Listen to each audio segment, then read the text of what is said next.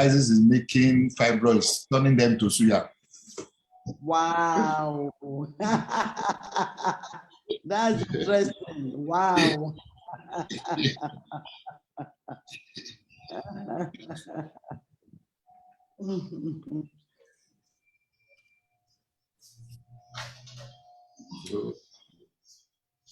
Yeah, we're on Facebook, and I think we're just going to start now.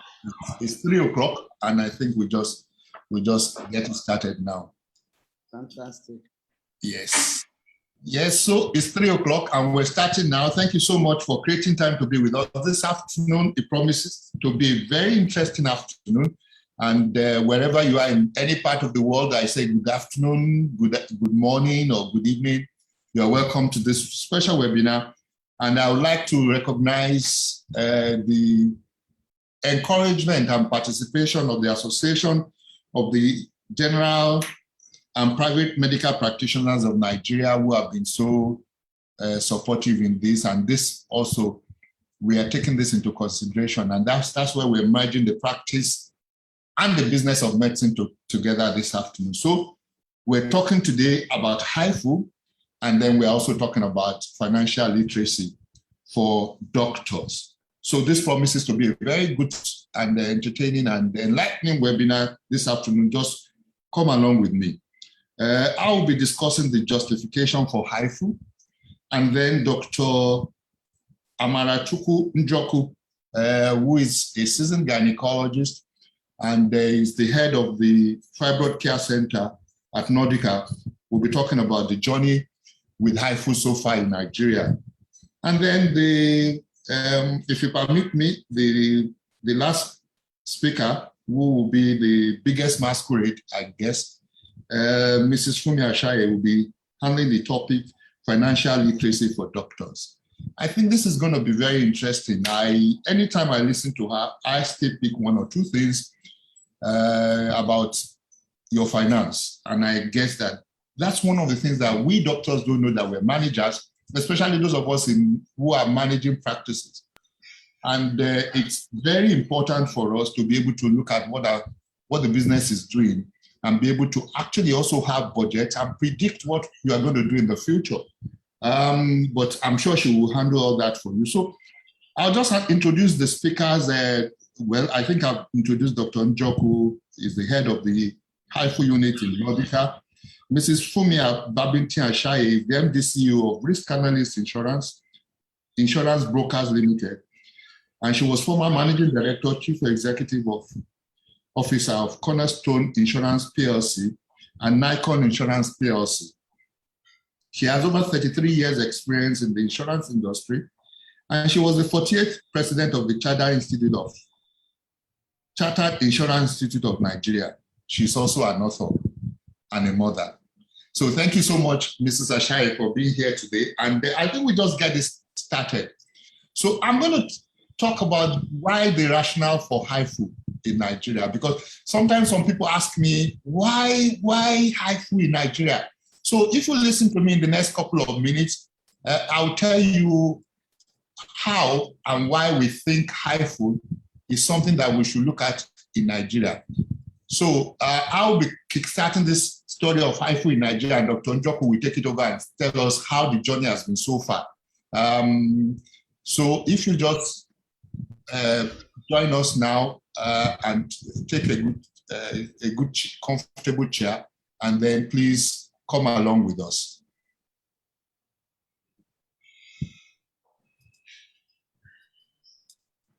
Yeah, technology it is. Yeah, I'm trying to get to share my slides.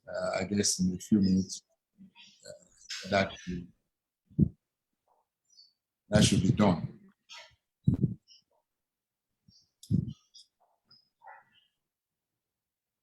Okay, so I'd like to start by introducing you to the Fibroid Care Center in Lagos. This is where the Haifu machine is located. This is the only Haifu machine for now in the whole of West Africa, and the third in Africa. So we hopefully, by the time after this presentation and over time, we get many other doctors to be interested in this wonderful technology. So what is Haifu? This is high intensity focused ultrasound. It's a non-invasive technique that uses non-ionizing ultrasound to hit or ablate tissue. So there is no ionizing radiation when you're using the Haifu. Well, it can also be used for solid tumors, including some cancers. But in Nigeria, basically, we're using it for now for both fibroids and adenomyosis. And Dr. Njoku will tell us as during his presentation how common we have seen adenomyosis to be in Nigeria. Now, but I'm going to limit most of my talk to uterine fibroids. And then we all know so much about uterine fibroids because it's probably one of the commonest growth in the pelvis of women in their reproductive age group in Nigeria. And we say that up to 80% of our women have a lifetime risk of having uterine fibroids. We still don't know what causes uterine fibroids. The symptoms is such that many people don't have any symptoms at all, and that's why it's difficult sometimes to pick up. And then when they have symptoms, the commonest probably is that they just have a mass in the abdomen, or there is a swelling in the abdomen, or sometimes it gets bad that you have pressure symptoms from the surrounding organs, like you could have constipation, there could be inadequate emptying of your bladder. Sometimes it gets really bad that actually there's back pressure of urine that you can have what we call hydronephrosis from back pressure of, with the ureters. But sometimes also what they have is abnormal bleeding. Either the menstrual period is really very heavy or the bleeding between periods. And then sometimes they have pain. Most of the time it's menstrual pain. The menstrual period really becomes very painful. And sometimes they also have problems with their reproduction. So infertility is one of the things that uterine fibroids could present with. There could be miscarriages, and then they could have complications during delivery, which could be malpresentation, or they could have abrupto placenta during pregnancy. Generally, quality of life is an issue. And when you have symptoms, quality of life is at stake. Well, the Figo has looked at how to help us with classification of uterine fibroids, and this is Dr. Njoku will be talking more about this. This is the Figo classification of uterine fibroids, and don't want to spend so much time with this. But most of the time, one of the questions that we ask is, when do we treat fibroids? And so one of the articles I love that addresses this topic is this article by Elizabeth Pritz. Pritz works at the Wisconsin Fertility Center in the United States of America. And she wrote this beautiful article talking about when to treat fibroids. And some of the things that were noted was that in this paper was that you do not need to treat fibroids prophylactically because there is no reason for anybody just to see fibroids. It's not every fibroid that you need to treat. And therefore, the fact that some people will say, oh, I think this fibroid is going to give problem either in pregnancy or is not tenable. Unless the fibroid merits treatment, you don't treat fibroids prophylactically. And she went on to look at the fact also that you need to look at the symptoms could be from the size of the fibroids, from the location of the fibroids, then whether it's distorting the cavity. So we have some mucous fibroids which are distorting the cavity, or the intramural fibroids. And then also in our review, she saw that the non-invasive methods, like what we're discussing today, Haifu, and the other non-invasive embolization, are becoming much commoner in practice than what used to be the norm. And so let's look at one of the things is that we're always talking about the relationship between fibroids and infertility. And that is one of the things that also we're going to consider today. How does fibroids also affect fertility? I'm sorry, I'm having some problem with my slides. So, okay, I think we're good. This work by Donés shows how fibroids could affect fertility, from uterine cavity distortion to the blood supply could be of the endometrium and the myometrium can be impaired, to increase uterine contractility, to the fact that fibroids can secrete some hormones, which could give some inflammatory reaction, which will affect implantation. So those are some of the ways that fibroids could affect fertility. And then this, you cannot talk about fibroids without looking at this. Probably is one of the biggest records about fibroids and infertility. And this was a systemic review by Pritz again. And she discovered that fertility outcomes are decreased in women with submucous fibroids, and that removal seems to confer benefits. So when you have submucous fibroids, it's better to remove them. But intramural fibroids are not like that. They tend to decrease fertility, but the results of myomectomy are just unclear. Subserosal fibroids, on the other hand, do not affect fertility at all. And this also, it's a more recent meta-analysis done by this Canadian group, which was released last year. And there's always been this debate about non-cavity distorting intramural fibroids. We've talked about the submucous fibroids, that they need to be removed. But we've talked about the intramural fibroids that distort the endometrium, that they also need to be removed. What about this non-distorting intramural fibroids? And they discovered that this reduces, there is no doubt they reduce especially IVF outcome. It says they lower the IVF odds by about 44%, the chances of you getting the live birth from IVF, and 32% the chance of having a clinical pregnancy when you compare women with fibroids, intramural fibroids that is non-cavity distorting, with women who don't have fibroids at all. Two factors they also recognize might be very important here: the size of the fibroids and how close the fibroids are to the cavity. And what they consider to be the cutoff point was 3 cm. That's talking about the size of the fibroids.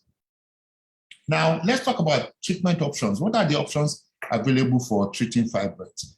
We have the surgical options, hysterectomy, myomectomy. This could be laparoscopic, this could be laparotomy. This could also be vaginal myomectomy, hysteroscopy, cryotherapy, thermocoagulation, what have you. And then we have the non-surgical alternatives, like we're talking about the Haifu, we're talking about embolization, and then of course there's the medical therapy. The agonist and the progesterone receptor modulators. In Nigeria, open myomectomy is still the major treatment. Laparoscopy is gaining more popularity, but still not very common. We at the Fibroid Care Center are one of the people who are doing laparoscopic myomectomy. And in 2015, we published this about our experience with the first 31 cases that we did laparoscopic myomectomy. Of course, now we do quite a lot more. Out of the 31 women, we removed about 139 nodules, and the largest number of nodules from one patient was 14. 3 out of these 31 patients had blood transfusion, and the mean hospital stay for the patients was 2.77 days. Now, just last week, we did this patient that we removed 27 nodules from her. So we garnered so much experience now. We're more daring, if you want me to say, and because this team is now very, very experienced from 2015 when the largest that we could get from one patient was 14. But I must also warn that myomectomy is not a procedure without risk and can result in very serious complications. So there is no other way but that you need to have a lot of experience before you can do this. And we can see the audit from the clinical audit from University College Hospital in Ibadan, where there was a report that they had, they reported for 2 years, and they saw that they had a 25% intraoperative complication rate, and they had a 29.3% postoperative complication rate. The higher odds of developing intraoperative complications were among those who had general anesthesia, those who had more than 10 fibroid nodules removed, those who had pre-op PCV less than 30%, and those who have had previous pelvic surgery. For the postoperative complication, it was higher in those who had general anesthesia or pre-existing medical conditions. So one can see that general anesthesia happens to be something that if we can avoid, complications will reduce. One other thing that probably we will see from the next paper that we're going to look at, this paper was written by Dr. Ndabuba from Olu in Southeast Nigeria. And they saw that in Imo State University Teaching Hospital, they had as high as an 86% blood transfusion rate after myomectomy. They had pyrexia of 44%, and then there was no mortality due to severe hemorrhage. You will see from this that the greatest things that we should be afraid of, or which causes a lot of problems after myomectomy, happen to be 1, general anesthesia, 2, hemorrhage. So if we can reduce that, we'll be able to reduce at least the intraoperative and the immediate post-operative complication. But there's still another complication, which is what we're looking at now, which is intrauterine adhesions. When we looked at some of the things that we have done here, we looked about 900 patients with who did the hysteroscopy in Nordica Fertility Center. What we saw was that we had about a 51% chance of you having abnormalities in your uterus, and 50% of this was directly related to myomectomy. So we can see that on the complications from myomectomy include intraoperative, include immediate postoperative, and also long-term fertility impact from this. And this is also another paper where there was this Cochrane review, which was done from Sheffield in the United Kingdom, and 4 RCTs, which involved 442 women. And they concluded that it was assessing whether myomectomy actually increases clinical pregnancy, or whether it actually increases clinical pregnancy rate, whether it reduces miscarriage rate for patients who have intramural fibroid. So one of the questions one keeps asking, this surgery that we do so frequently, who should be having it? Who really deserves to have it? You know, so there are things that we really still need to start asking ourselves. And they saw also that the recurrence rate after 4 to 5 years was about 60%. So really and truly, we will see that myomectomy is a procedure that we really need to review. And that reminds me of, I'm sure most of us know about Abraham Maslow, who is more common for the Maslow hierarchy of needs. But one of the things that he said is that if the only tool you have is a hammer, you tend to see every problem as a nail. And I think that has been one of the things that we've had with fibroids and myomectomy in this part of the world. It's so common that we see a lot of fibroids, and over time, we almost believe that every fibroid should be removed. And that's why one of the commonest surgeries that we do is probably myomectomy. But why then do we think Haifu is important? Or why do you think Haifu will be useful in this environment? We think it provides one important word, option. We don't think everybody should have Haifu, but we think it's one of the options that doctors should consider when they see their patients with uterine fibroids. And the interesting thing is that it is also a safer option. All the things that we have seen, you don't need blood transfusion, you do not need general anesthesia. So it's a much safer option for people who qualify to have Haifu. So patient selection is key for us to be able to use this very beautiful equipment that Dr. Njoku is going to be talking to us about. And this is the Haifu machine in the center at the Fibroid Care Center. Thank you so much for listening. And I think right now, I'll just hand over the floor to Dr. Njoku, who will be telling us about he's done 18 patients now and their experience with the first 10 patients. Thank you for listening.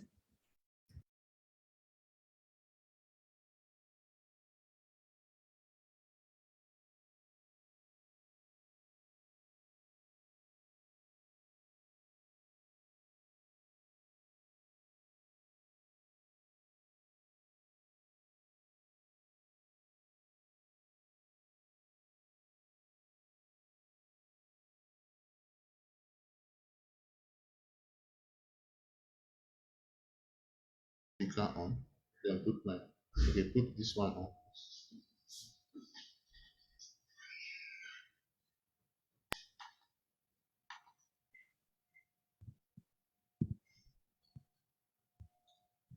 Yeah, go on. You are on. We can see you.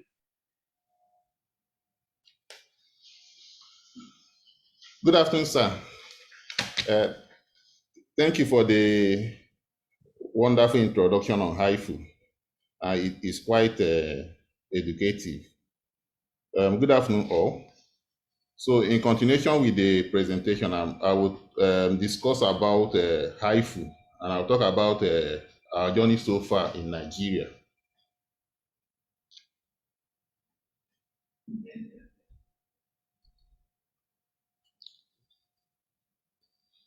Okay, my MD has said it all about Haifu. Generally, the principle of Haifu is stand for high intensity focused ultrasound. Just as the name sounds, it means focusing ultrasound to generate intensity at the focal point. So from the diagram, the principle basically is focusing ultrasound energy using an extracorporeal transducer, like in the diagram. Now, this energy is focused on a target. The target is the uterine fibroid or adenomyosis. And at the point of focus, we have the greatest intensity. So this sound energy is converted into heat in the temperature range of 60 to 90 degrees Celsius at the focal point. And this heat causes instantaneous and irreversible coagulative necrosis of the target tissue. It simply means that the heat causes the fibroid tissue or the adenomyotic tissue to die. So the benefit of Haifu is non-invasive, we will say that. So there is no need for surgery. It's non-invasive. It does not require anesthesia. It preserves the uterus. So the potential for fertility in the future is preserved. There's no need for blood transfusion. Haifu is usually done as a day case. So there's quick recovery of the patient to her normal activity. It's repeatable. What we mean by that is compared to open surgeries. Sometimes open surgeries, after an open surgery, there's adhesion, sometimes frozen pelvic. So it's difficult to repeat a myomectomy, but Haifu is repeatable. It's non-invasive. So who qualifies for Haifu? First of all, the patient there should be diagnosis of uterine fibroid or adenomyosis for these patients. and symptomatic presence of symptoms like increased menstrual flow, painful menstruation, pressure symptoms, frequency urination, sometimes constipation. So symptomatic uterine fibroid. The previous speaker said that fibroid treatment should be justified. There should be merit for fibroid treatment. So the fibroid should be symptomatic. Then some patients that are fit for surgery, they have the indication for surgery, but they are afraid of invasive surgery. Also, some other that are not fit because of medical comorbidities, maybe cardiac problem or other comorbidities that made them unfit for surgery. Haifu is ideal, is an option for such patients.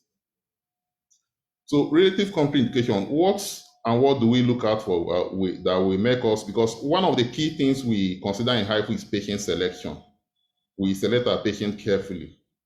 So going by the Figo classification of fibroids, for fibroids type 0, that's the pedunculated submucous fibroid, and type 7, the pedunculated subserous fibroid.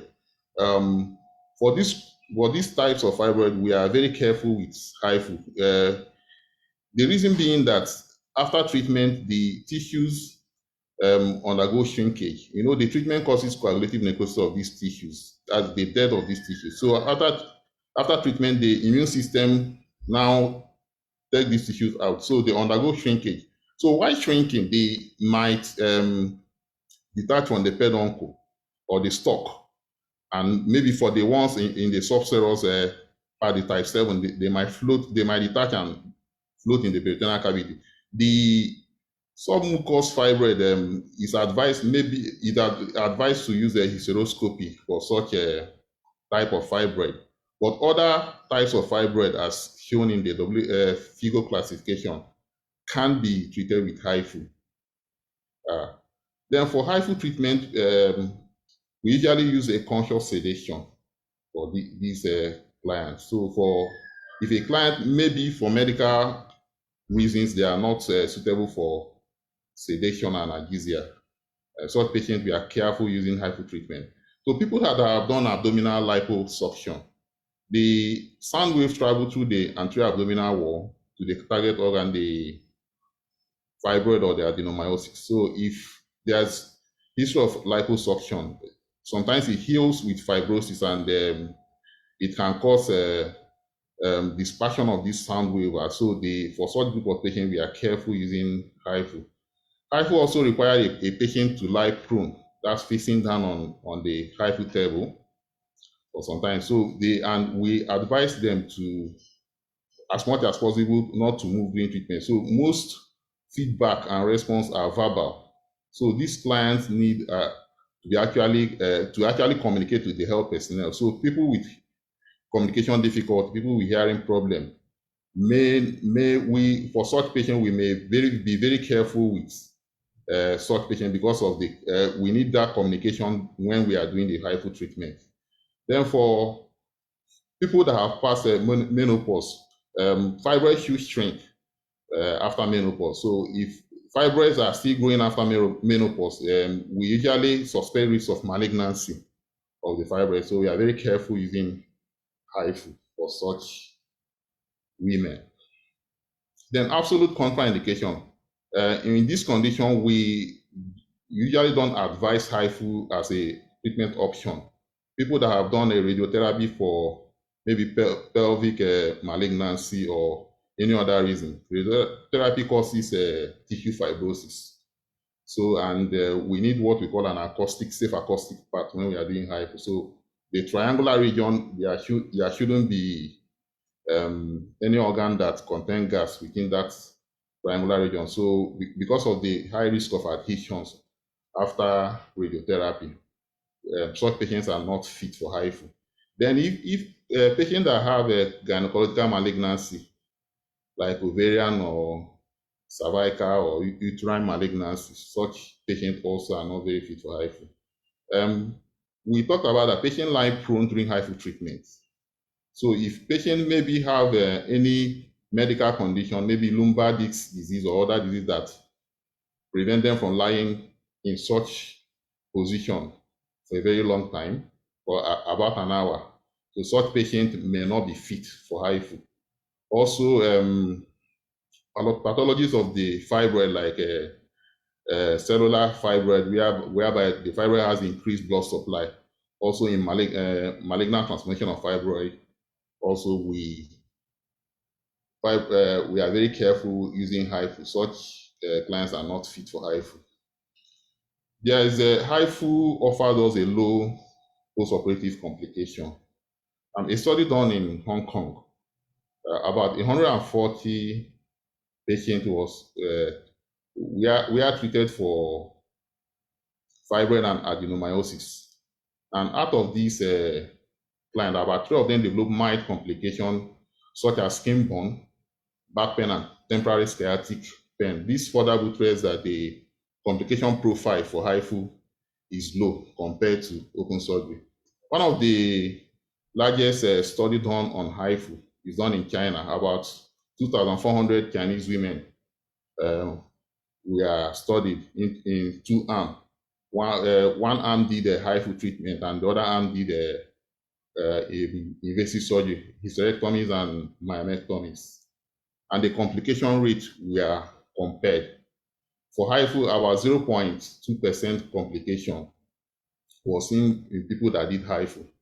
While for people that did surgical procedure, about 12.6%. You can see that the difference in complication rate is quite significant. So Haifu have a low complication rate compared to open surgery.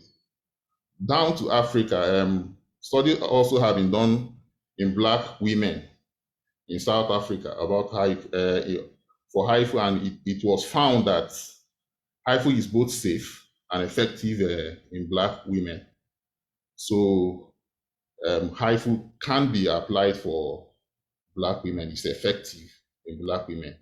So I will discuss some of the cases we manage in Fibroid Care Center.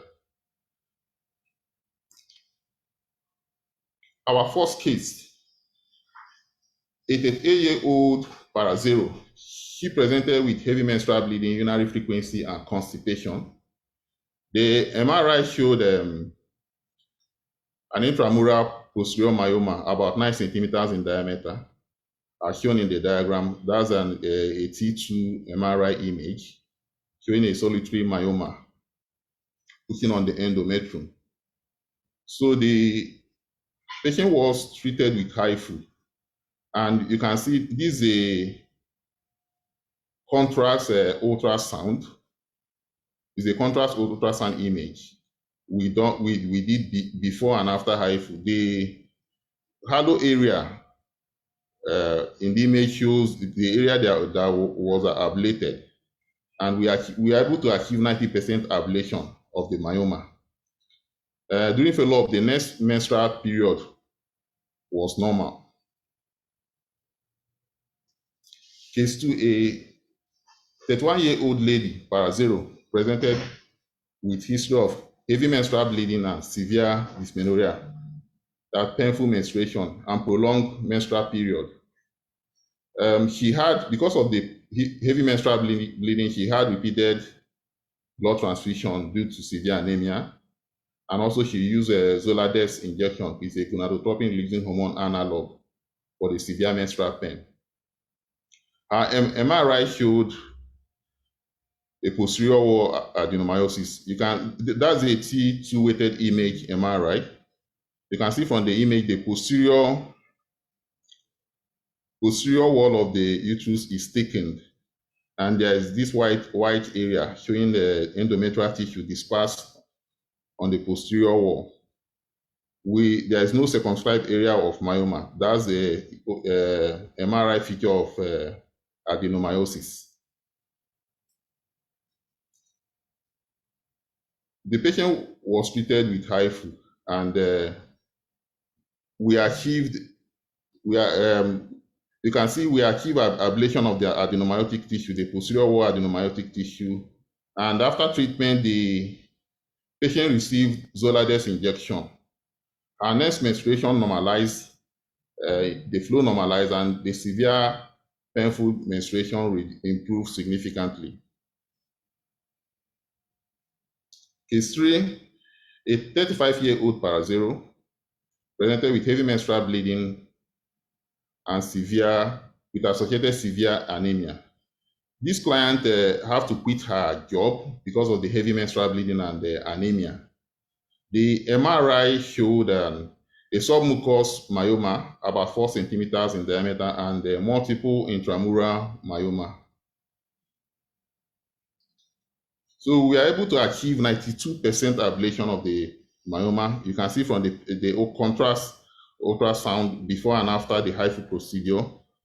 You can see the submucous myoma, the black area that was ablated, and the multiple intramural myoma that were ablated.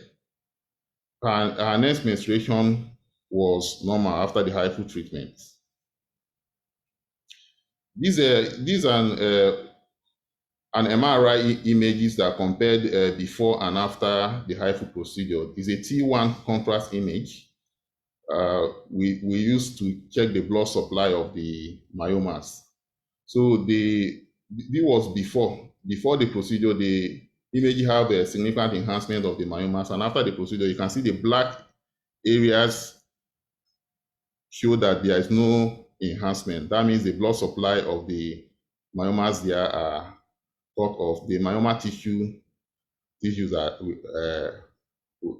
dead. So that's the image before and after treatment. Case 4, a 45-year-old para-1 lady presented with heavy menstrual bleeding of 3 years duration and severe dysmenorrhea of 4 years duration. She used Zolades for the severe menstrual pain. The MRI image showed a submucous myoma. You can see from the picture, the submucous myoma, you can see the endometrial strip. The submucous myoma is hypointense and fundal adenomyosis. So we're able to achieve 90% ablation of the myoma in the image. That's a contrast ultrasound image before and after Haifu treatment. The client received the Zolades injection following Haifu treatment. And next menses, both the menstrual bleeding and the severe menstrual pain improved significantly. The T1 contrast image before and after Haifu treatment. Before Haifu treatment, there is significant enhancement of the myomas. And after treatment, the submucous myoma showed no enhancement. It means that the tissue has been ablated. And this image showed the fundal adenomyosis. This is another section that shows the fundal adenomyosis also has been ablated. A 43-year-old para-zero present with heavy menstrual bleeding and severe dysmenorrhea. The MRI showed multiple intramural myoma, about 5 centimeters. The largest were about 5 centimeters and 4 centimeters in diameter. Then there's an anterior wall adenomyosis. That anterior wall is thicker than the posterior wall. So during the Haifu treatment, we were able to achieve 88% ablation of the myoma. That's the ultrasound, the contrast ultrasound scan image before and after the Haifu treatment. The client received a Zolades injection after the treatment, and her next month after Haifu treatment, the flow was normal and the severe dysmenorrhea improved significantly. The T1 contrast image before and after Haifu treatment. Before the treatment, the myoma have significant enhancements, and after treatment, the myomas have no enhancement, showing that we achieve adequate ablation of the myoma. Cases, a 41-year-old lady, she was para-zero, presented with heavy menstrual bleeding and abdominal swelling, all of 5 years duration. The T2 weighted image MRI showed multiple intramural myoma. This is another section showing the multiple intramural myomas. We're able to achieve 93% ablation of the myomas. That's the ultrasound image before and after Haifu treatment. The black area are the ablated myoma. And menstrual flow normalized subsequently after the Haifu treatment. This is another image showing the ultrasound image showing before and after Haifu treatment and the area that was ablated. These are T1 weighted contrast image before and after Haifu treatment. Before Haifu treatment, the myoma has significant enhancement, and after Haifu treatment, there is no enhancement of the myoma, showing that the myoma have been ablated. This is a cross-sectional MRI image at the T1 contrast image of the myoma after treatment, showing no enhancement of the myoma. We will achieve adequate ablation of the myoma. A 46-year-old para zero lady, she had a miscarriage at 8 weeks gestation, 6 months prior to presentation. And she had a myomectomy a year prior to presentation. The abdominal scar was a transverse suprapubic scar. The MRI showed an intramural anterior myoma with a submucous component with a diameter of about 4.5 centimeters. From the image, you can see the anterior intramural myoma pushing on the endometrial strip. We're able to achieve 86% ablation of the myoma. That's the contrast ultrasound image before and after Haifu treatment.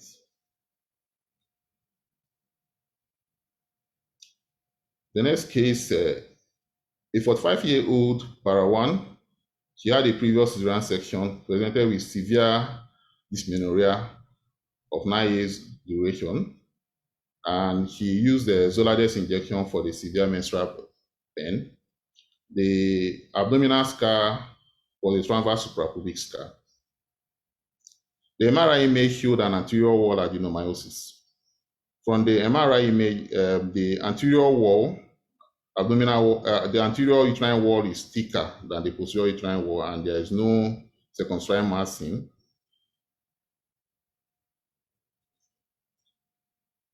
The contrast ultrasound image showed the adequate ablation of the adenomyotic tissue after the Haifu treatment. She received a Zolades injection, and her severe menstrual bleeding increased significantly following the Haifu treatment. A 43-year-old para zero lady presented with abdominal swelling and urinary frequency of a year duration. She had had open myomectomy twice in 2009 and 2017, and both myomectomies were done with a transverse suprapubic incision. The MRI image showed multiple intramural myoma. The largest myoma was 10 centimeters in diameter, and another was 7 centimeters in diameter. The contrast ultrasound image before and after showed that we achieved a 90% ablation of the myoma. You can see the image before and after with the black area showing the ablated myoma. The urinary frequency improved subsequently following the Haifu treatment. These are MRI image, the T1 contrast image before and after Haifu treatment. Before treatment, there were significant enhancement of the myoma. And after treatment, you can see there is no enhancement of the myoma, showing adequate ablation of the myoma. A 40-year-old lady, para 1, with a previous cesarean section, she presented with heavy menstrual bleeding of 4 years duration and prolonged menstrual period of 3 months duration. The abdominal scar was a transverse suprapubic scar. MRI showed a submucous myoma about 3 centimeters in diameter and multiple intramural myomas. this image of the contrast ultrasound before and after Haifu treatment. Before we achieve about 85% ablation of the myomas. From the image, you can see the multiple intramural myoma and the submucous myoma being ablated. Her menstrual bleeding reduced significantly following Haifu treatment. Some of the complications so far we have seen from our experience with Haifu treatment are lower back pain, mild transient lower back pain. Some of the clients had lower back pain during the Haifu treatment and the pain disappeared after treatment. Then lower abdominal cramps. Also, I think about 2 clients have lower abdominal cramp, and 1 client had a transient leg pain during the treatment, which disappeared subsequently. This shows that the complication rate for Haifu is quite low.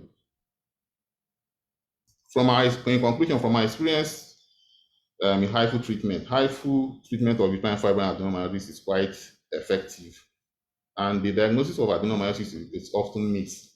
Some of the clients that we manage for adenomyosis, when they presented, we are told by previous clinicians that saw them that they have uterine fibroid.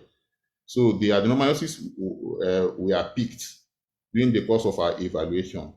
So the adenomyosis is often missed. So, and we know that adenomyosis is a challenging condition to manage surgically. Most times, the ideal surgery is hysterectomy. But with Haifu, this condition can be managed and with achieving good symptom relief.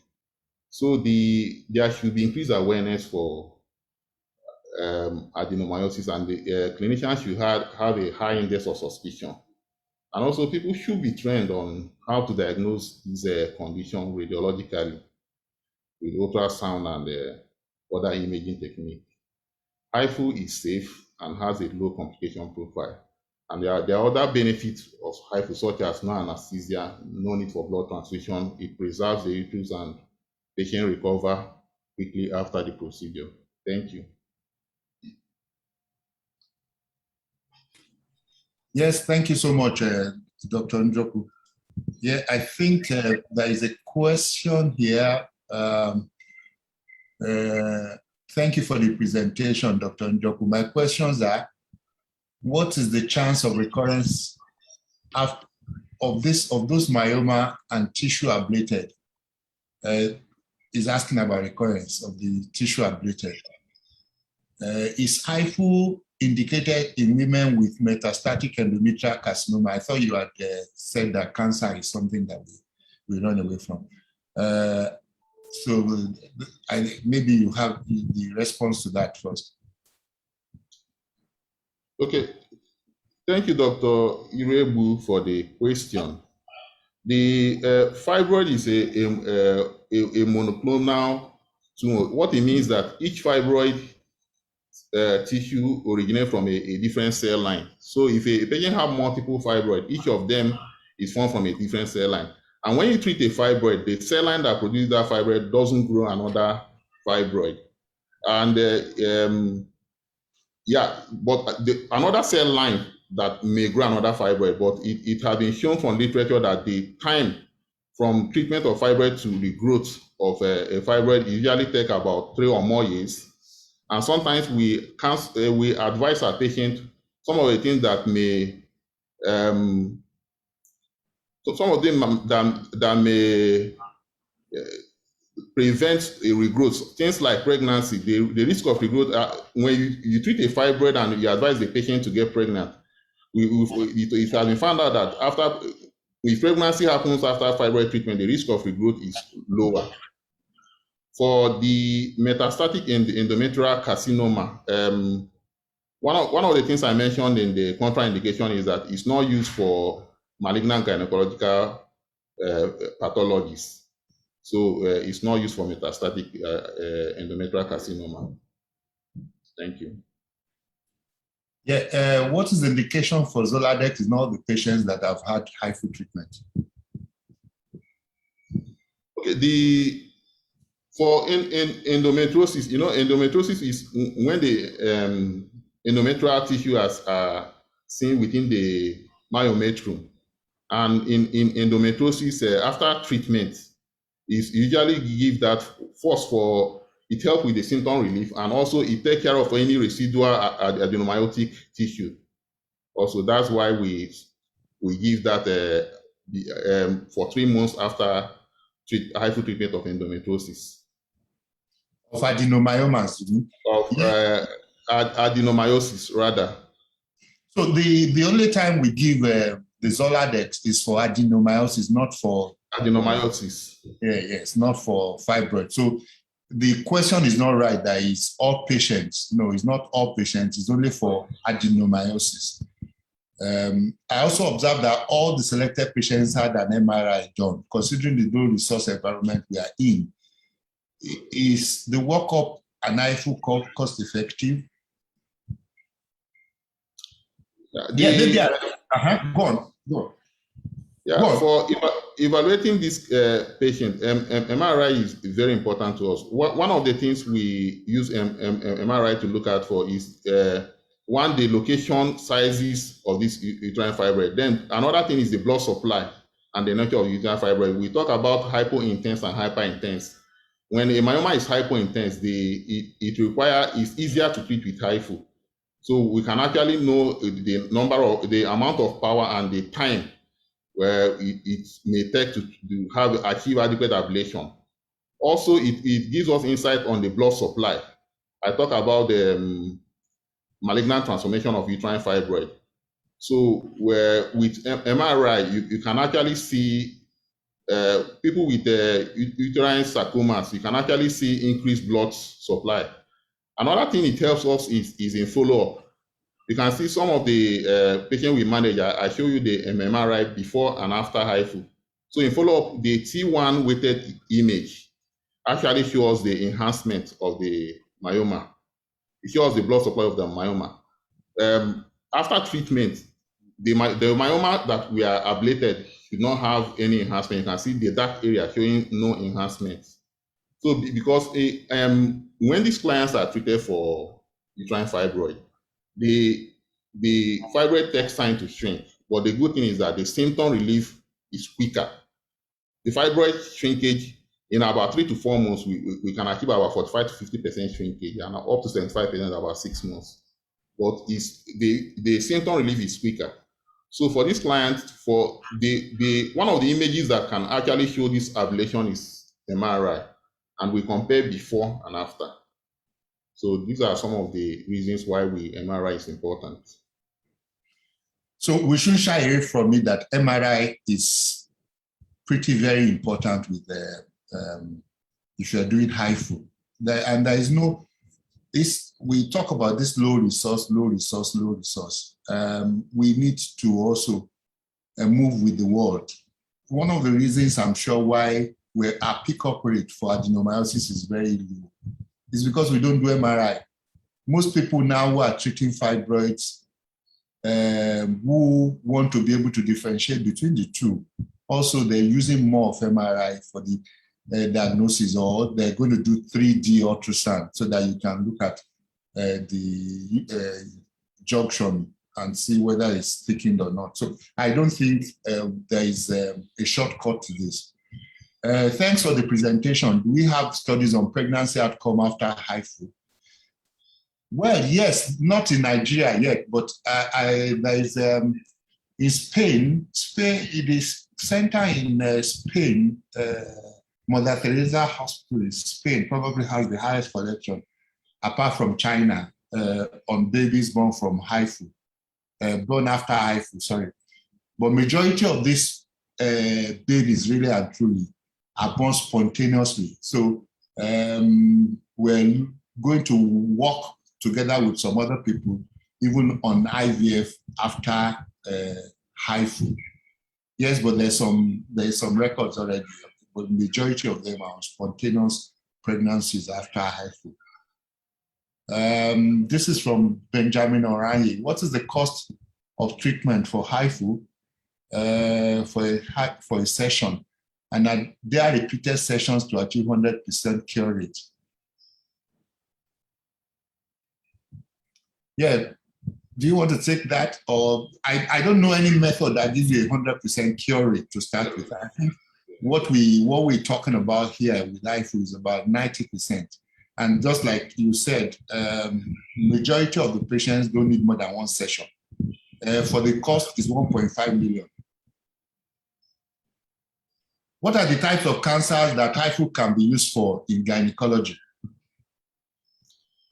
For Haifu is not used for gynecological cancers, but some other general surgical cancers like the hepatic cancer, that's the liver cancer, pancreatic cancer, Haifu can be used. But for gynecological cancer, gynecological is mainly benign tumors like uterine fibroid and adenomyosis. Yeah, and some bone cancers as well. Solid tumors, yeah. Tumors. Thanks for the beautiful presentation. You laid emphasis on the type of abdominal scar. Does this affect the outcome of treatment in Haifu? Yeah, the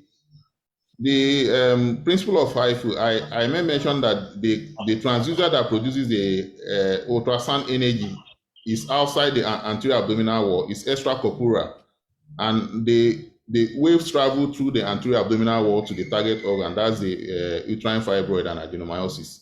So if we have a midline scar, yeah, generally the risk of complication, including skin burn, is very low in Haifu, about 0.2%, 0.1 to 0.2%. But I said that one of the key things we do is patient selection. So yeah, midline scar can be treated, but we also think about the scar thickness.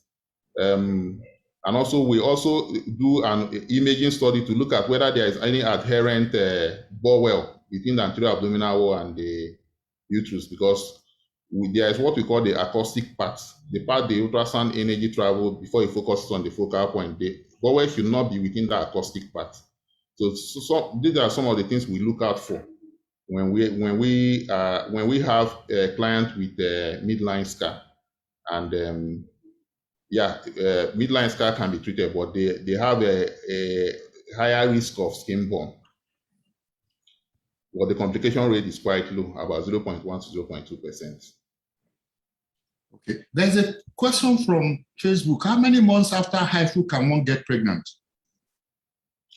The recommendation is 3 months after Haifu treatment. The patient should be reevaluated, and conception and pregnancy can be planned. One of the things we also advise the clients to do is a diagnostic hysteroscopy before that, either conception, treatment, or natural pregnancy. Thank you. Do the patients have watery vaginal discharge after Haifu? After Haifu, depending on the site of fibroid, there may be this transient mild watery vaginal discharge, maybe for 1 or 2 days after Haifu, especially for submucous myomas. It may happen. I want you to listen very well to this question. Is there a fibroid size limit that can be treated with Haifu? I would prefer answer in terms of fundal hive size. Okay. Fundal hive size mainly is when we evaluate clinically the size of the uterus. It doesn't correlate with the size of individual myoma.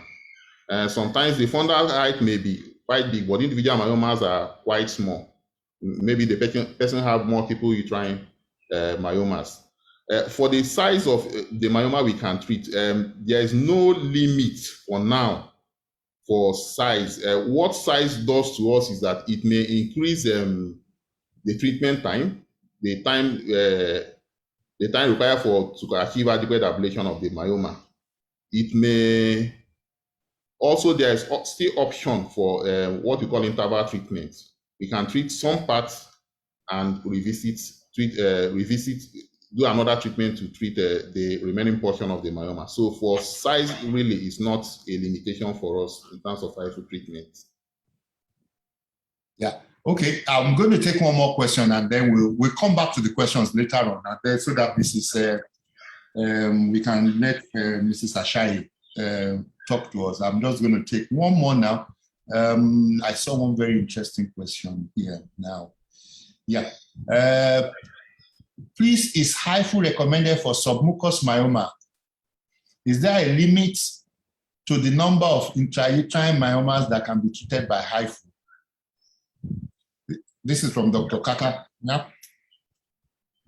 Yeah, during the presentation, I showed the Figo classification of myomas, and I made mention of type 7 and type 0. For submucous myoma, the only thing we are careful of is the pedunculated myomas that have a small stalk. And why we also exercise caution about these myomas is that after Hyphen treatment, during the shrinkage, they may, because the tissue have undergone coagulative necrosis. So during the shrinkage, they may detach from the womb and float around the peritoneal cavity. We may require the surgery, laparoscopic or open surgery to laparotomy to remove. And yeah, but other types of serous myoma can be treated with Haifu. Thank you. We'll come back to the questions later on. I think at this point, I would like to invite Mrs. Ajayi to please take the podium and give us our presentation. Thank you so much, Dr. Njoku. Thank you, sir. Thank you very much, Dr. Ajayi, for inviting me to share my thoughts on financial literacy for doctors. Good afternoon, everyone. Thank you for having me. I'm sure we've heard quite a lot about medical terminologies. Now we're going to talk about finance, talk about money. The access to money, what can we do with money? Kindly give me access to share my slide, please. Thank you.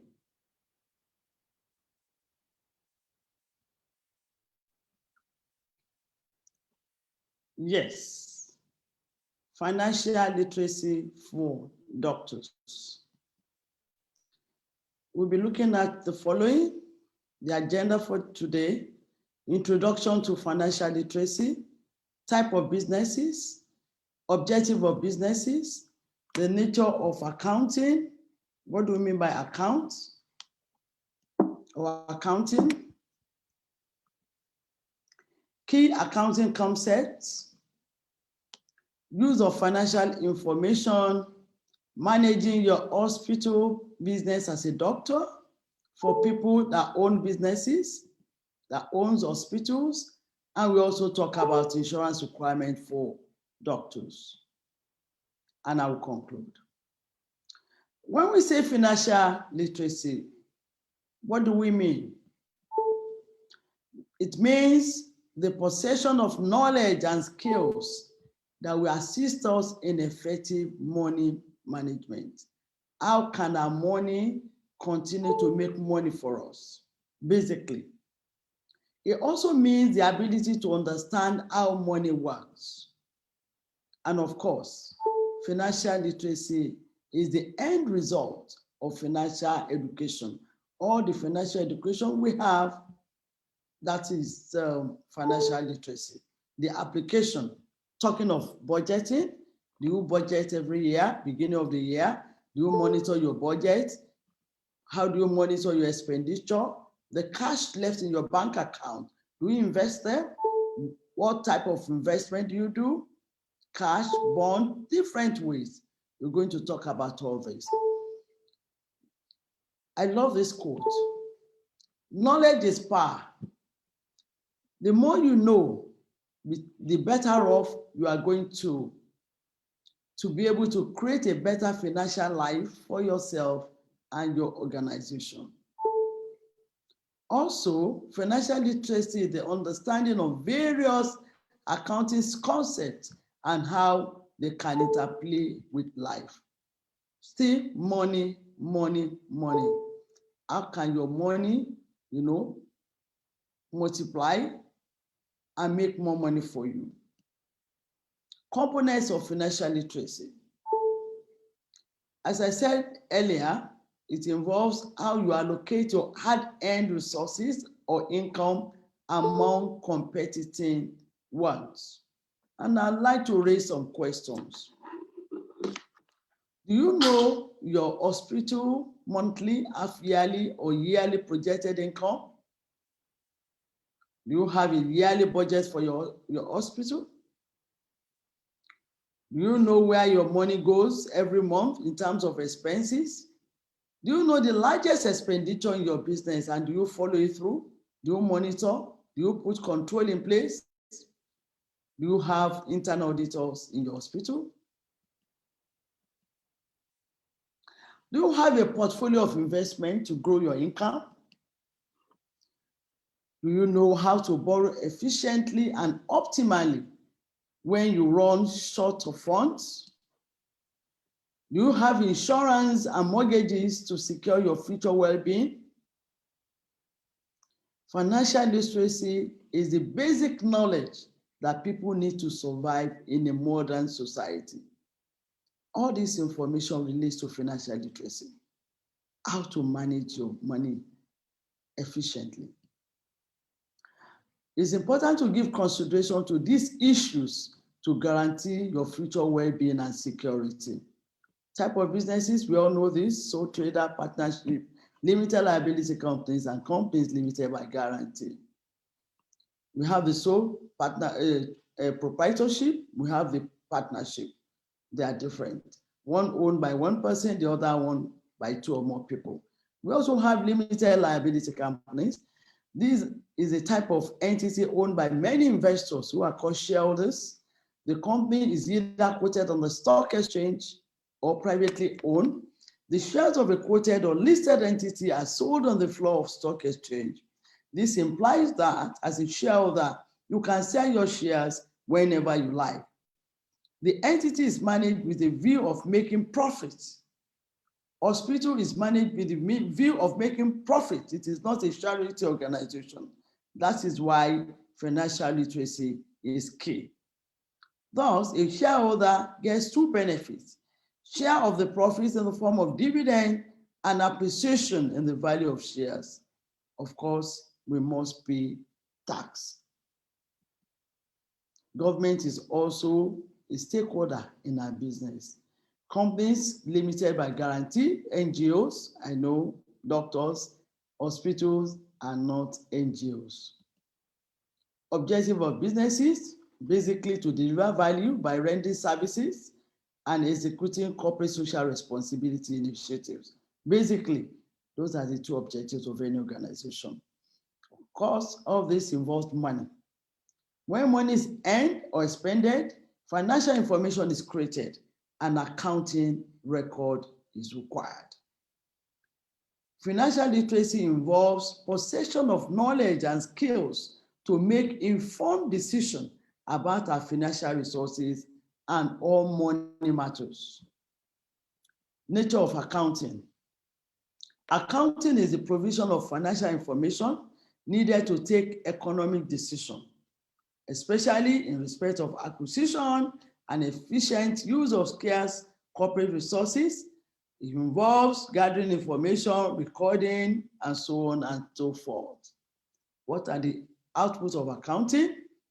The stakeholders of corporate entities require financial information to enable them make economic decisions, either to invest in your company or to continue to stay in your company or to divest, leave the company, and or to diversify their investment portfolio, depending on what your accounting record says. The stakeholders or shareholders of a company will take either of these decisions. Accounting information affords numerous stakeholders the opportunity to assess the stewardship of managers of corporate resources, as well as the worth and viability of the enterprise. When you see the financials of any organization, you'll be able to know whether the company is viable or the company will soon, close shop. So we have different concepts in accounting. We have the entity, okay, which says that the business is different from its owner. It has a life of its own and must be treated differently. The capital, this means the funds raised, by the entity to carry out its activities, and they can come from different sources, either, in forms of cash, land, etc. Also, still talking about accounting concept, we have assets which can be fixed or current. Fixed assets are land, okay, and also current assets, they are cash in the bank and receivables. We also have liabilities. These are obligations which the entity owes to third party. For instance, money owed to suppliers, loan taken from banks, they are liabilities to the company. Cost of goods sold or services, these are the amount incurred to produce goods and services before they are sold. Okay, they also include some amounts incurred for advertisement, transportation before you eventually take to the consumer. Okay, all these are familiar. Selling price, the revenue, turnover. Revenue, turnover means the total amount generated for a particular period of time. Profit, we all know what is profit. Okay, the difference between selling and the cost price, or the investment and the returns. Receivables, we all know that is the money expected from customer or for services rendered. Okay, for instance, credit sales, which has to be managed. Okay, payables refers to money the entity expects to pay to customers or third parties arising from the services rendered or goods sold on credit to the entities. All these are important because they form the foundation upon which a statement of account, either audited account, management account, are prepared. Okay, depreciation. Okay, this refers to wear and tear of fixed assets. All the equipment Dr. Ajayi showed us, he needs, to be making provision in his account, in his books every year. Okay, so that in the future, maybe the lifespan is 5-10 years. By that time, he will have accrued money in the account, to be able to replace that equipment. Okay, that is what is being referred to depreciation. A certain amount kept aside for future replacement of fixed assets. And of course, cash is king. The viability of any business has to do with, amount of cash. Okay, when an entity or hospital has enough cash, it can easily take advantage of emerging opportunities. Entities that sells goods and render services on credit, of course, if you allow people to come to hospital and they don't pay, it's just a question of time. The company can become insolvent. So we need to monitor the credit we give, to our clients. Also, the time value of money. The value of money changes with the passage of time. If you put your money in a savings account, of course, the bank will pay you different than keeping the money in the current account. How can we raise capital if you want to start your own hospital, for instance? We can raise from personal savings, loans from families and friends, cooperative society, partnership, sale of shares to people if you don't want to pay interest. Okay, banks and other financial institutions, but this has a lot of implication, okay, in terms of payment of interest, okay, also interest of savings, and also buying on credit. Shareholders and owners of the business. Who are the people that really need this financial information we're talking about? Okay, of course, shareholders and the owner of the business, they need to know that the company is still healthy, okay, and it's still a going concern. They want to assess whether it is managed in line with the set goals and vision of the company, and also to determine if the business can pay back funds invested over time by creating wealth. Also, managers of the company wants to know how viable the company is, okay, to determine, whether the company will still be in existence for another 5-6 years. to determine if the goals of owners have been achieved, to assess their performance and how they are creating wealth for owners. Investors, of course, they want to assess the returns on their investment and also to decide whether they should stay in that business or to divest or diversify their investment, and also to determine compliance to corporate governance best practices and to determine how well you are doing in respect of taking care of your environment in form of CRS, corporate social responsibility. Lenders also want to have information about the finances of the company. Why? Okay, they want to determine whether to give the entity more loan or whether they have the capacity to pay back the loan already given to you. They also want to know if they are making enough profit, if the company or the hospital is making enough profit to meet their maturing obligations and to compare what the entity owns and owes, assets and liabilities, and also to determine how money flows in and out of the company. Still on the users, of course, the suppliers of goods and services want to know as well whether it's a viable hospital to work with or not. Also, government too want to know. They're also interested. They're stakeholders in our businesses so that they can determine the tax liability of the hospital and also for statistical reasons. Also, customers want to know too, okay, to determine the ability of the entity to survive and meet their needs and to determine its ability to pay what it owes. Employees, they want to ascertain, okay, whether the hospital is an employer of choice and also whether they can survive in the long term. The general public, of course, they're also interested to determine how well the entity is taking care of the environment and its contribution to the national development. Now, we then go to how you need to manage your hospital. How best can you manage your hospital? When you talk of finance, we've talked about the technical aspect, okay? Knowledge is important, experience is important. Also for finance, because when you make this money, what do you do with the money? Managing your hospital business as a doctor. As we all know, hospital is a place where we care for people.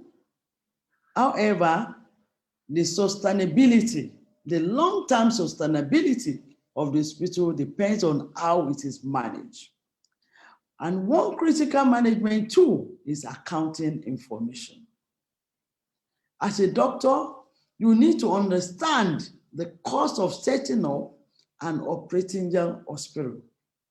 Most of the equipment are fixed assets with longevity of life. And as you use them, as I said earlier, they will suffer depreciation. And so you must provide and save towards their replacement. This is very important. There are also consumables that you use every day that must be procured in large quantities to enjoy discount.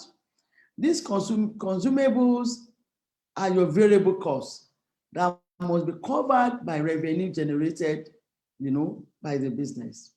And if your revenue cannot cover your costs, it means the end is very near, which means please exit the business to cut your losses. Also, to be able to do this, you must manage the hospital like a business, and it's actually a business. It's not NGO, it's not a charitable organization. You must know the quantity and the actual cost of drugs and consumables procured. Maintain an inventory register for all. Ensure that all financial records of purchases and receipts are kept.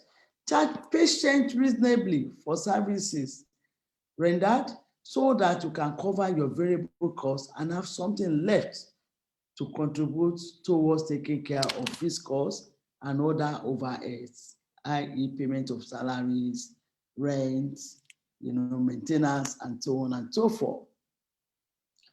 So what are the critical issues in management of your hospitals?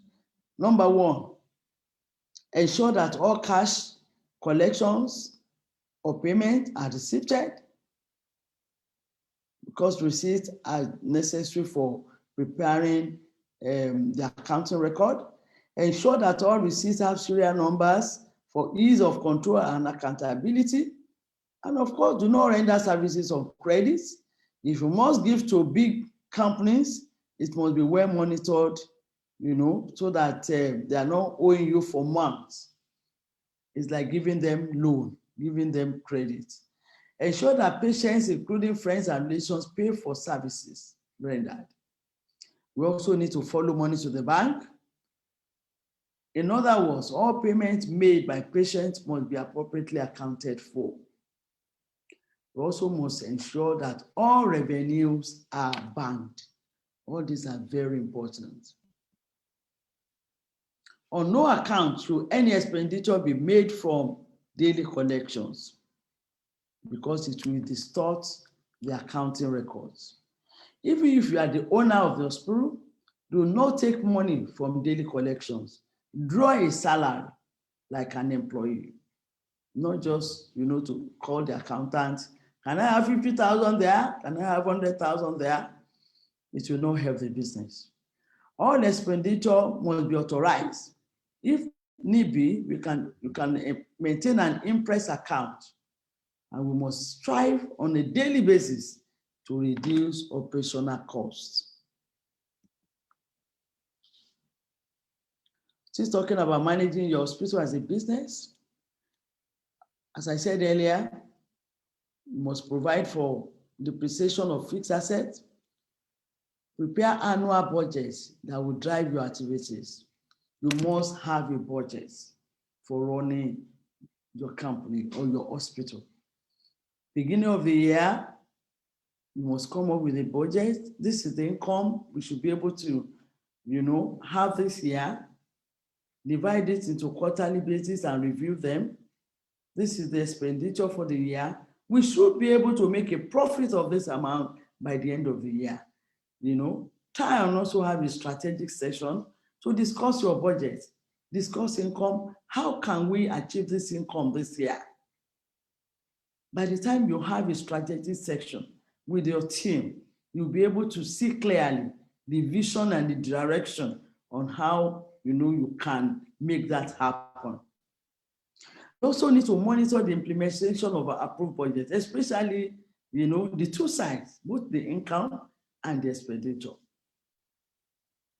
Especially the expenditure.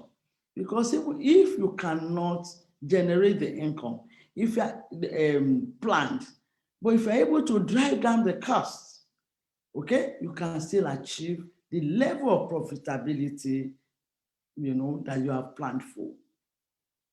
Also, you need to insure assets and also yourself. This is where insurance comes in, which we are still going to talk about. If you insure your assets, it means if anything happens to it, the insurance company will pay. It's like protecting your future against any unforeseen contingencies. We're going to talk about that later. Yes, I think it's actually the next slide. Your hospital, you can insure against fire insurance, which covers your property against damage caused by fire insurance. It must be accidental and there must be actual ignition. Arson is not covered, which means setting your hospital on fire. This will not be covered by any insurance company. And insurance premium is so cheap, very cheap. For instance, if your building was 70 million, you can pay premium as low as 87,500. For goodness sake, it will save you a lot of problem, when it happens, when there's any fire incident. Less than 100,000, you have protected your building, worth 70 million, and if anything happens, you can go to sleep. Also, still talking about burglary insurance, you can also insure the content in your hospitals, even in your home, against, theft. accompanied by forcible entry to the premises and loss or damage to your premises, the insurance company will pay. You can also imagine if the value of the content, I mean the valuables, okay, in your hospital or your home was about 50 million naira, you can pay premium as low as 85,000, very low premium, okay? This is an amount that some of us take out for dinner or for lunch, okay? And you can imagine if anything untoward happens, if you don't have insurance, one is left naked. Still talking about insurance requirements. We have group life insurance. This is actually compulsory by law. It covers death of employees while in the service of the employer, either as a result of accident, natural causes, COVID, anything, any form of death is covered, okay? And it's compulsory by law that you must have a group life insurance policy for your employee. Even doctors, your association as well, can also have group life insurance on a personal basis. And it's so cheap. For instance, if you want a benefit for 2.5 million naira, you just pay 15,000 naira. Group life insurance is the cheapest form of insurance I've ever seen. 2.5 million, you can pay as low as 15,000 naira. Okay? And especially now with COVID-19 ravaging the whole world, this type of policy is very important, you know, for hospitals to buy for their staff and also doctors as well, you know, to take up in event of any eventualities. So still talking about insurance requirements, you have motor insurance, which is very common, okay, covers so many things, accident to the vehicle, fire, damage, theft, liabilities to third parties, okay, damage to third parties' properties, and you can also imagine the level of benefits, okay? If, for instance, you run into any vehicle, third party, the insurance company must pay liability up to 2.5 million. Towing limit for any breakdown of vehicle up to 60,000. Medical expenses, 200,000. Strike and any damage as a result of strikes, riots, and commotion is also covered. And for goodness sake, the premium is also very small because insurance operates on the law of large numbers. Okay, pool resources together. You can have close to about 1,000 or 2,000 clients pooling the money, the funds together. Okay, like this typical Ajayi that we do. Okay, pulling funds together, and it's only very few of them that will, you know, be involved in an accident or that we have to claim under the insurance company. And that is how it operates, because I'm sure a lot of people are wondering, are you sure this low premium, are you sure they will be able to pay claims? Okay, gone are those days. It's different now. Insurance companies, they do pay claims because they are under strict regulations. Just like CBN, we have National Insurance Commission, okay, that are really, really working so hard, you know, to bring sanity to the industry. Okay, for instance, for money insurance, you can have a rate between 2.5% and 3% of the value of the vehicle. Okay, a vehicle worth 5 million naira, the premium will be as low as 125,000 naira. And if anything happens, if it's stolen, accident, okay, or fire, the insurance company will pay the 5 million less policy excess. Professional indemnity insurance, which is very good for all professionals, including doctors. It provides protection to doctors or any professionals in any field whose services inherently requires that they observe a duty of care to their customers. When the duty is breached and the affected customer resort to legal actions to remedy the negligence, the insurer will shoulder the financial responsibility that may arise if that professional is found guilty. Okay, what am I saying? The policy will pay for any claims made against them for breach of duty of care during the currency of the policy. For instance, if you want to buy a professional indemnity policy for 5 million, the premium is as low as 50,000 per annum. The association can come together under a group and take this policy, okay, and they will be able to enjoy discounts from insurance companies. Concluding remarks, distinguished ladies and gentlemen, doctors, it's important to mention and emphasize that hospital is a business entity. It is different from the owners. Its survival and sustainability depends on how it is managed. Accounting of financial information enables you to determine the performance of the entity and comply with all industry regulations and law.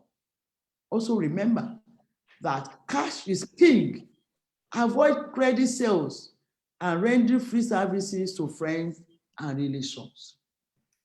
Set and follow your budget at the beginning of the year and follow through with the budget. Follow the money to the bank by ensuring that all payments are accounted for and banked. Never take money from daily collections. Pay yourself a salary. Hire an accountant on part-time or permanent basis. And ensure you assess yourself and your staff to ensure continuity of business. Distinguished ladies and gentlemen, thank you very much for your attention. God bless you. Thank you. Yes, thank you so very much, Mrs. Ajayi. I'm sure many of the doctors will have learned one thing or the other, like I have. Actually, you know, I took this gamble to bring a non-medical thing to doctors. And I was watching to see whether they will disengage, but they have not disengaged. That shows us this is important to them. And so thank you so much for giving us your time. I know you just came back, and for you to be with us today took some trying. Thank you so very much. I don't know if they have questions, or I have learned a few things again, which I want to reemphasize. Follow your money to the bank. Nobody, you know, when I was a young doctor, my boss used to come in the evening and say, look, how much have you guys made? Oh, I need 50,000 naira. And they will go for the weekend, you know. That's what kills a business. The doctor is different from his business. The hospital is a business. Stop taking your expenses. You want to buy a freezer, it's from the hospital money that you are buying a freezer. Come on, what are you doing? You know, so I'm so happy that you said this. All revenues must be banked. Yeah. So thank you so very much. And I'm sure I've not seen any questions, but I'm sure they've learned, all of us have learned one thing or the other. There are some people putting up their hands. It might be difficult to allow you to talk. That's why we said, please drop your questions. I'm not sure whether we can do that. Can we attempt to see if one or two people can? Because I see there is Dr. Afolabi Gania. Let's see. I will attempt to let them talk. I don't know whether we can do. Oh, okay. I think Omoke, can I? Good. So I need to promote to panelists. Okay. Maybe if we just allow one or two people to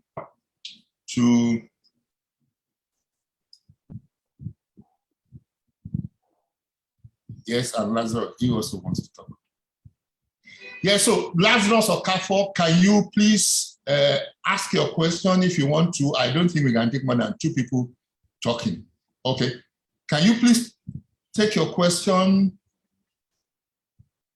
But you need to unmute if you want to talk.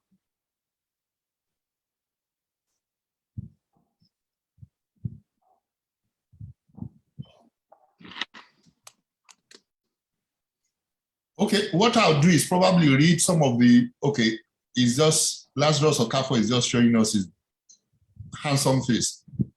Okay, I will try to see if I can read some of the comments. Somebody is asking for,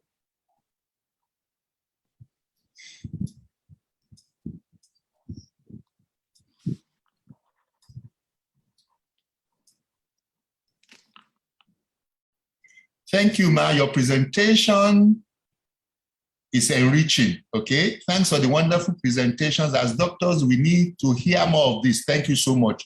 Oh, okay, this is from Dr. Additional. I wish you appreciate Nordica for these interesting lectures. Thanks, all right?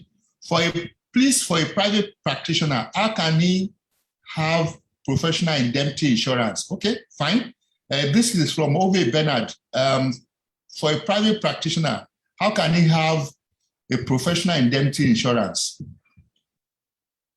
Yeah, you speak. I'll leave my number here so you can get in touch with me. I run an insurance brokerage firm. You know, we are intermediaries between insurance company. You know, get good terms for you and make sure that when there is a claim, you know, we represent your interest. So I'll leave my number on the chat box. I think also, well, I think that's one thing I didn't know about you. I think maybe because we have professional indemnity insurance, so I think we better just use you as the person that will be in charge of that. Yes, thank you for the presentation. I'm going home with pay yourself salary. Yes, Dr. Oyemachi, please pay yourself salary. I am on salary. Everybody should be on salary. You can have directors' emolument, you can have anything. It must be fixed. Not that you just put your hand into the coffers of your company. You are robbing the company and you are not making it to grow. Okay, thank you, Mrs. Ajayi has left her contact. So, good afternoon all. It's a needful presentation. Thank you, Ma. Great. Thoroughly enjoyed the presentation. Thank you, Ma. Okay. So I think it paid off. So thank you so much. There is indemnity. Somebody is asking, there is indemnity. I don't like doctors just talking only about medicine. That's why I think we should broaden our horizon. Yeah. And, yeah. Okay, sorry, I saw something very interesting. Thank you for the fine presentation. Can you add more light on depreciation? Thank you. More light on what? Depreciation. Yes. Generally, depreciation for most assets between 20%, 25%. If the lifespan of the asset is going to be 5 years, that means you need to depreciate that asset 20% every year. What am I saying? Assuming the asset is 5 million, what is 20% of 5 million? I think that should be 1 million, right? Okay, which means, okay, 1 million will be part of expenses for the year. Okay, the expenses part, we capture that. It's not going to go out of the company, it will be in the company. That is provision for depreciation. It's always, you know, in the administrative expenses, provision for depreciation. If it's 5 years, 20%, okay, and after 5 years it's fully depreciated, you can still continue to use it, you know, and also, if you like, you can still continue to depreciate. That means you are accruing fund, okay, for the future purchase. So that at the end of 5 years, you are not left dry because you have not accrued money for that asset. Like that gigantic, is it Haifu that yes. The doctor bought, I'm sure it runs into millions. Doctor must start depreciating for it now. So that if it's 10 years now, in 10 years time, definitely that equipment, we need a replacement. And doctor must have the money somewhere. Okay? If you don't depreciate such assets and your account is showing profit, okay, that means there are some assets that you have not actually charged for. It's like charging for those assets. Okay? So once you charge for it in your management expenses, after 5 years or 10 years, the money is in the account for you to replace that asset. Thank you. Thank you, Ma. Now, this is a question I want you to, please, I want you to be the one to answer it. if you are unable to pay yourself from the income generated in the hospital due to lack of funds, would you say it's a failed business? And what is your advice on this? Okay, thank you very much for that question. If you cannot pay yourself, what are your future plans? Can you? Is it not possible for you to also bring a consultant into the business to help you look at the business all over again? Come up with strategies that will drive that business. Okay? Can you not also bring in, bring your team together and look at successful businesses, not only in Nigeria, okay? Understudy them. You have all this information on YouTube, Google, everywhere. What have they done right? Even in Nigeria, there will be businesses that are doing well in your field. Okay? I think consultants, most times, they do a good job in respect of this. They will give you advice, they will monitor the implementation and ensure that you bounce back. If you are also committed, to this. Thank you. Yes, yes. I want to pay yourself, that means there's no salary.